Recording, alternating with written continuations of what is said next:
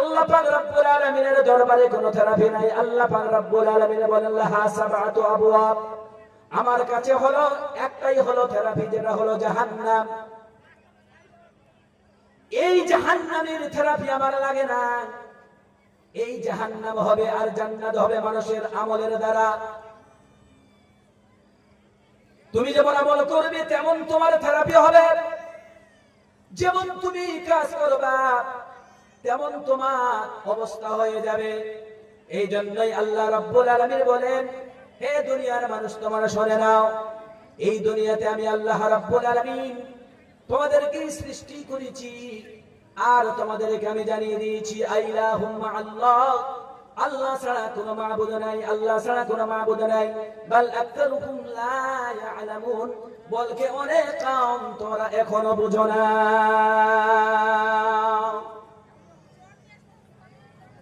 তৃতীয় নম্বর আয়াতে আল্লাহ রাব্বুল আলামিন বলছেন, হে দুনিয়ার মানুষেরা তোমরা শুনে নাও, গভীর রজনীতে যখন তোমরা উঠেছো তোমাদের আত্মনাদ শোনার মতো কেউ নাই। তুমি বিপদে পড়ে গেছো, আত্মনাদ শোনার মতো তোমার কেউ নাই। আমি আল্লাহ ছাড়া কেউ শুনে না। গভীর রজনীতে তুমি উঠেছো, তুমি আত্মনাদ তুমি করছো, কিন্তু সেই আত্মনাদ আমি আল্লাহ তোমার শুনি।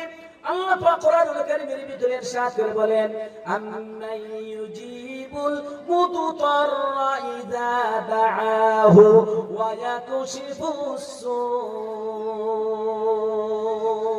বান্দারে, তুই আত্মনাদ শোনার মতো কেউ নাই দুনিয়াতে। তোমার আত্মনাদ আমি আল্লাহ শুনি, আমি তোমার আত্মনাদ শুনি। এই আত্মনাদ কে করেছিল? সবাইকে করতে হবে আত্মনাদ, আল্লাহর কাছে সব আমাদেরকে চাইতে হবে। আত্মনাদ চেয়েছেন হযরত যাকারিয়া, আত্মনাদ করেছেন হযরত ইব্রাহিম, আত্মনাদ করেছেন হযরত নূহ, আত্মনাদ করেছেন হযরত সালেহ, আত্মনাদ করেছেন সমস্ত পয়গম্বরগণ। হযরত সালেহ হযরত যাকারিয়া আলাইহিস সালাতু ওয়াস সালাম আত্মনাদ করে বলেছিলেন। আল্লাহু আকবার। কোরআনুল কারীম খুলুন আর দেখুন, কোরআন শুনুন। আল্লাহ পাক রব্বুল আলামিনের আপনার নবী হযরত যাকারিয়া আলাইহিস সালাতু ওয়াস সালাম আল্লাহর কাছে আত্মনাদ করেছিলেন। কেঁদেছিলেন। হযরত নূহ আলাইহিস সালাতু ওয়াস সালাম কেঁদেছিলেন।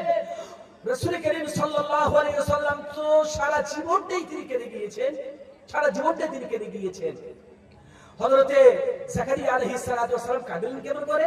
শুনুন কেমন করে কাঁদলেন, কেমন করে আত্মনাদ করলেন। আত্মনাদ সবাই করেছেন, সকলেই করেছেন সমস্ত। আমরা আত্মনাদ করতে পারি না, আল্লাহর কাছে তো আমরা চাইতে পারি না। আল্লাহ বলছেন আমি দিব তোমাদেরকে। উদউনি আস্তাজিব লাকুম, আরে চাও তোমরা আমার কাছে, আমি তো দিব তোমাদেরকে। আল্লাহ পাক বলছেন আমি দিব তোমাদেরকে, তোমরা আমার কাছে চাও। তো ঘটনাটা এভাবে ঘটে গেল। হযরতে মরিয়ম আলাইহিস সালাতু ওয়াস সালাম যখন কক্ষে রেখে যখন তিনি দ্বীনের কথা বলার জন্য চলে গেলেন, বিভিন্ন জায়গায় চলে গেলেন, কিন্তু হযরতে মরিয়ম হলেন কেবলমাত্র পাপা হয়ে কথাবার্তা বলতে শিখেছেন, বুঝ হয়েছে, বুঝ এসেছে। কেননা হযরতে মরিয়ম ওখানে থাকতেন বাইতুল মুকদ্দিস জেরুসালেম। তার কারণ হলো তিনার মা ইউহান্না এবং তার বাবা ইমরান মিন্নুন মেরেছিল যে আল্লাহ তুমি যদি একটা আমাকে সন্তান দান করো তাহলে আমি তাকে মিন্নুন মারবো বাইতুল মুকদ্দিসের জন্য। তাই ওটা অন্য ঘটনা, ওদিকে আমি যাচ্ছি না।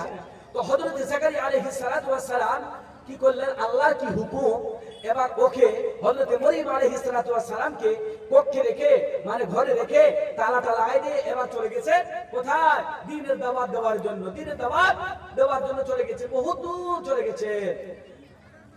আমাদেরকে খবর চলে গেছে।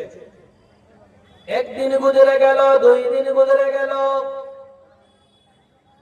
3 দিনের মাথায় যখন স্মরণ পড়ে গেল, আরে আমার মরিয়মকে তো আমি কক্ষে রেখে এসেছি, আমার মরিয়মকে তো আমি ঘরে রেখে এসেছি, আমার মরিয়মের কি অবস্থা হয়ে গেছে, আমার মরিয়ম কি মরে গেছে নাকি?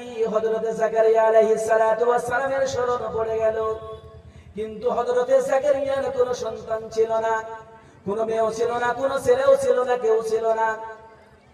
হযরতে যাকারিয়া আলাইহিস সালাতু ওয়াস সালাম এবার তাড়াতাড়ি করে আস্তে যখন বাইতুল মুকদ্দিসে চলে আসলেন, আসার পরে যখন তিনার কক্ষে যখন তিনি এবার তালাটা খুলবে, তালা খোলার আগে ওই যে দরজাটা আছে, দরজার ফাঁক দিয়ে দেখতেছেন মরিয়ম যেন সুন্দর করে বসে আছে, সুন্দর সবরে বসে আছে, আর কি যেন খাচ্ছে। হযরতে যাকারিয়া আলাইহিস সালাতু ওয়াস সালামের মনে বড় আঘাত লাগলো। কি ব্যাপার, আমি তো চিন্তা করেছিলাম একরকম আর হয়ে গেল একরকম। কিন্তু আশ্চর্যের বিষয় হলো 3 দিন পর্যন্ত মরিয়ম কিছু খেয়েছে কি খায় নাই তার চিন্তা আমি করেছি তার খালু, কিন্তু এখন তো দেখতেছি ব্যাপারটা হয়ে গেছে উল্টা। এবার যখন হযরত যাকারিয়া আলাইহিস সালাতু ওয়াস সালাম যখন চাবি দিয়ে যখন তারা খুললো, তারা খোলার সঙ্গে সঙ্গে দেখতেছেন মরিয়মের কাছে আপেল পড়ে আছে, মরিয়মের কাছে আঙ্গুর পড়ে আছে, মরিয়মের কাছে বাদাম আছে, সবকিছু রকমের ফল পড়ে আছে।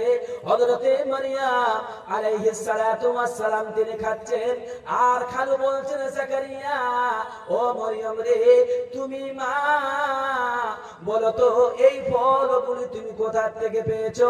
আল্লাহ বলছেন বান্দারে আত্মনাথ তোমার কেউ শোনে না, তোমার বাবাও শোনে না, তোমার মা শোনে না।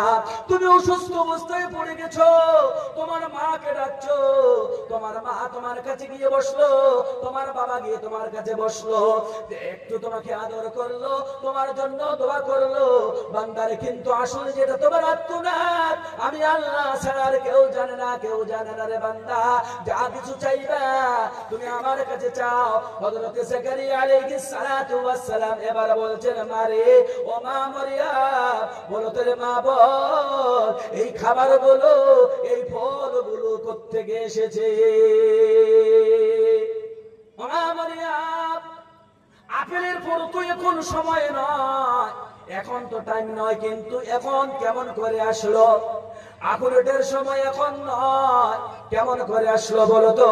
বললেন খালুজান আপনি চলে যাওয়ার পর এই ফলগুলো সব তোমাকে কে দিয়েছে বলো তো?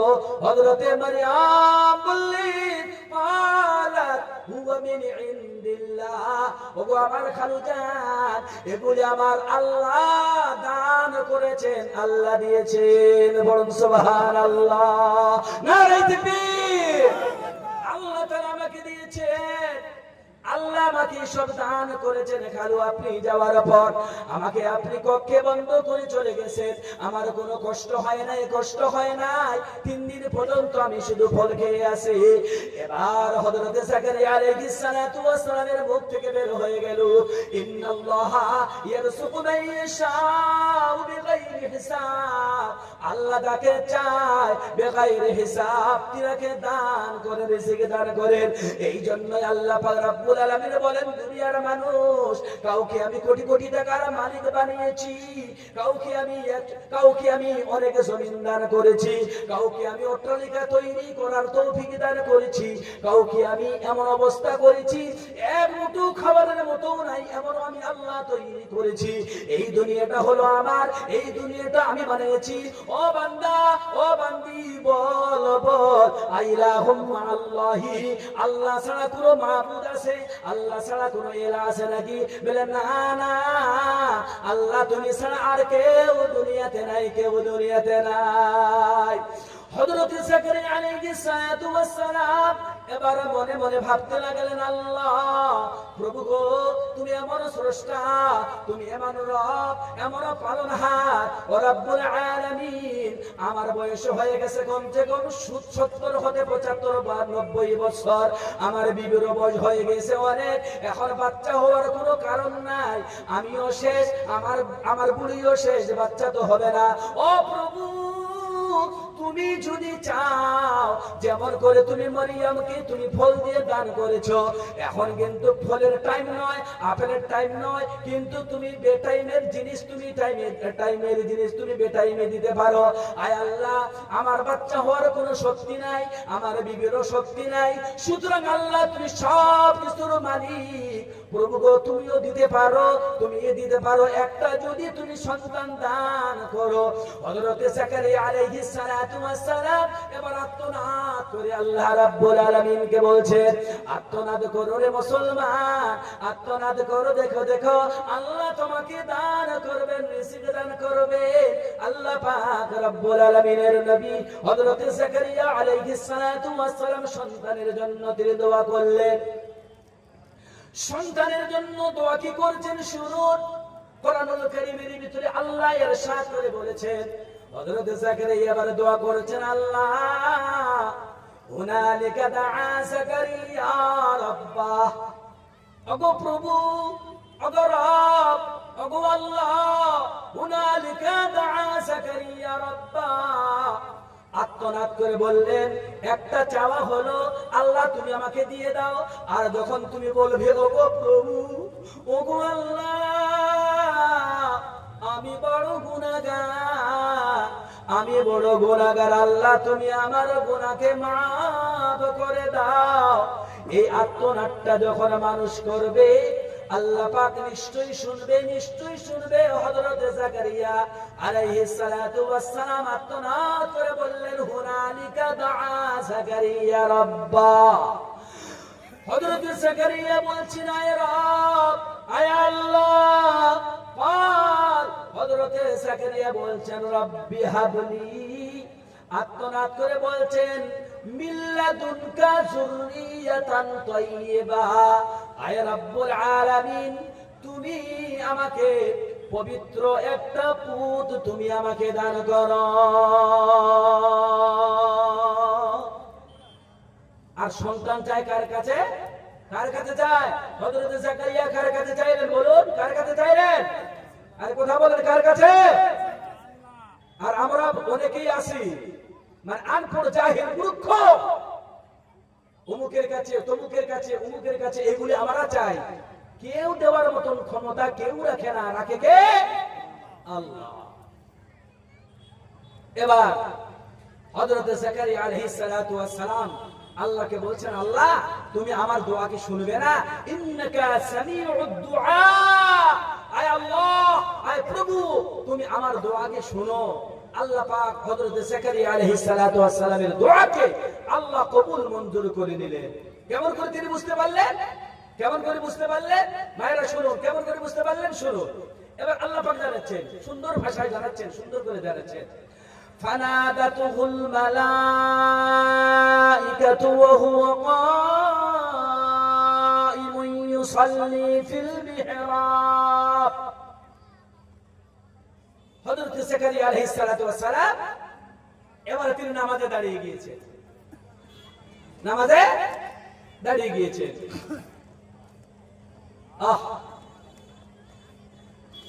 ওয়া হুয়া ইউসাল্লি ফিল মিহরাব, তিনি যখন নামাজে দাঁড়িয়ে গেলেন,